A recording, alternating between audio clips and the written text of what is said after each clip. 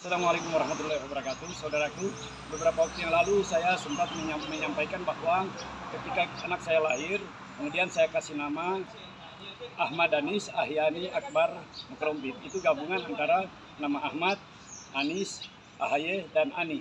Namun belakangan pada akhirnya saya robah akta kelahiran dan saat ini saya berada di catatan sipil merubah akta kelahiran. Awalnya menggunakan nama Ahmad Anis, kemudian Anisnya dihilangkan menjadi Ahmad. Jadi Ahmad Ahyani Akbar Mukrompit.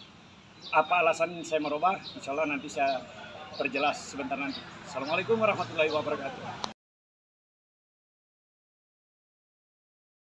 Perlu saya sampaikan bahwa ini anak saya baru terlahir tanggal 17 Juni 2023 yang lalu, kemudian 17 Juli barusan di akikah. Nah, dalam pemberian nama di akikah, saya mengambil nama Pak Anis dan Pak Aye yang kemudian digabung dengan nama awal diambil dari nama pemberian kakeknya, yaitu Muhammad disingkat Ahmad, itu juga nama pemberian dari kakaknya. Jadi Ahmad digabung dengan Anis, jadi Ahmad Anis. Kemudian Ahaye digabung dengan nama dari kakak tertua saya dan juga nama dari Ibu Ani Yudhoyono, ya, jadi digabung jadi Ahyani, ya. Baik, saya lanjutkan dari apa yang sudah saya sampaikan tadi di depan kantor catatan sipil Pemkot Kota Mobagu Provinsi Sulawesi Utara, di mana barusan saya ke kantor catatan sipil mengganti atau memperbaiki nama anak saya yang sebelumnya bernama Ahmad Anis Ahyani Akbar, kemudian Anisnya dihilangkan sehingga Ahmad Anis menjadi Ahmad. Kenapa hal ini saya lakukan? Di tempat ini pada 1 bulan kemarin saya permaklumkan kepada masyarakat bahwa pada 17 Juni saya alhamdulillah dikaruniai seorang anak yang kemudian saking bangganya saya, saking kagumnya saya kepada Anies Baswedan, sehingga nama Anis saya cantumkan dalam nama anak saya, kemudian saya juga ambil nama Ahaye dicantumkan dalam nama anak saya. Namun belakangan pada akhirnya saya harus mencopot nama Anis dari nama anak saya, sebab melihat dari latar belakang terakhir ini ternyata Anies Baswedan yang saya kagumi selama ini dengan kecerdasannya, dengan sifat religiusnya yang selalu dia pertontonkan, dengan argumentasi artikulasi yang luar biasa, retorikanya bagus, ternyata menyimpan sesuatu duri yang sangat menyakitkan. Kenapa saya katakan demikian? Saya selaku sekretaris DPC Partai Demokrat Kota Mobagu Sulawesi Utara, otomatis saya terikat secara emosional sehingga saya mengetahui perkembangan Partai Demokrat dari nol sampai saat ini.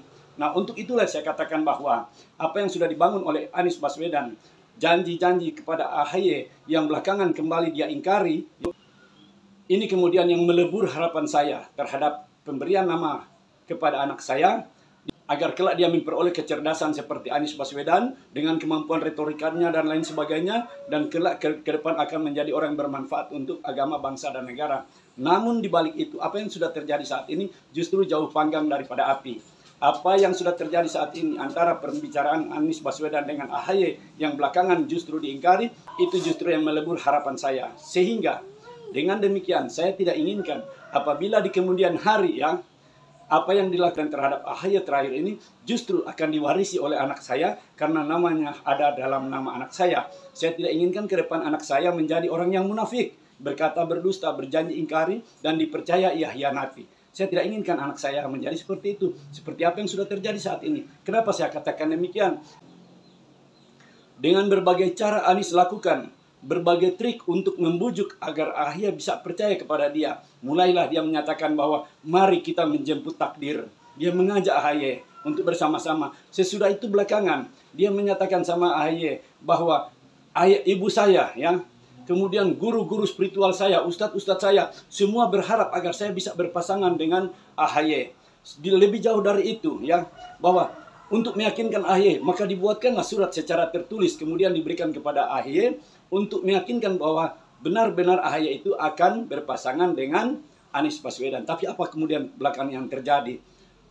Puncaknya minggu kemarin, dalam berbagai pemberitaan dan berbagai sumber yang saya terima, itu cuma persoalan karena belum ada kesepahaman dalam penentuan kapan kita akan deklarasi. Karena perbedaan sikap dalam penentuan kapan akan dideklarasi, kemudian terjadi deadlock, dan pada saat itulah justru Anies Baswedan mengambil langkah yang lain. Emangnya sulit apa kita bersabar sedikit untuk bisa menjalin komunikasi kembali dengan AHY, dengan SBY selaku Majelis Tinggi Partai Demokrat, atau dengan partai lain. Kemudian kita duduk rembuk bahwa ternyata setelah pertimbangan Anies Baswedan tidak cocok lagi dengan AHY, maka kita akan ganti dengan siapa saja. Dikomunikasikanlah begitu. Seperti yang kata AHY, boleh kita bersepakat untuk tidak sepakat. Artinya bahwa perbedaan pendapat itu lumrah, tapi bukan berarti perbedaan pendapat itu kita harus bercerai. Tidak seperti itu.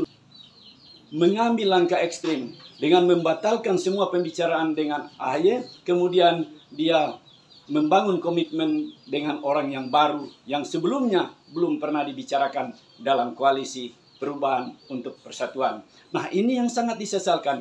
Kalau dalam bahasa adat di daerah saya, Bola Among Loraya ini, ada istilah bobahasaan, saling membahasakan, saling menghargai, saling mengkomunikasikan terhadap sesuatu apa yang sudah disepakati bersama. Ini justru tidak ada.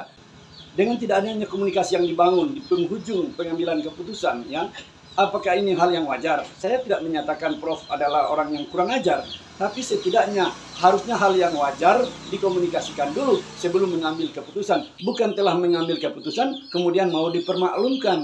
Nah, sangat miris kalimat yang selalu terucap, lebih baik meminta maaf daripada meminta izin. Ini kan berarti sudah ada perencanaan jahat. Dan cara seperti ini yang sama sekali tidak beretika, tidak beradab. Dan ini yang saya tidak inginkan terjadi sama anak saya ke depan. Sehingga dengan istighfar saya memohon ampunan pada Allah. Dan pada akhirnya saya dan istri bersepakat memperbaiki nama anak saya dengan menghilangkan nama Anies yang ada dalam nama anak saya. Sehingga nama awal anak saya Ahmad Anis, ya, dipotong menjadi Ahmad, dihilangkan Anisnya menjadi Ahmad Ahyani Akbar. Seperti itu adalah alasan saya mengganti nama anak saya. Jangan sampai anak saya ke depan menjadi orang yang munafik, yaitu berkata berdusta, berjanji ingkari, dan dipercaya ia hianati. Insya Allah ke depan anak saya menjadi anak yang soleh, sebagaimana yang kami harapkan, menjadi penyejuk orang tua, bermanfaat untuk agama, bangsa, dan negara. Denny Mokrumpit dari Kota Mobagu, Sulawesi Utara. Assalamualaikum warahmatullahi wabarakatuh.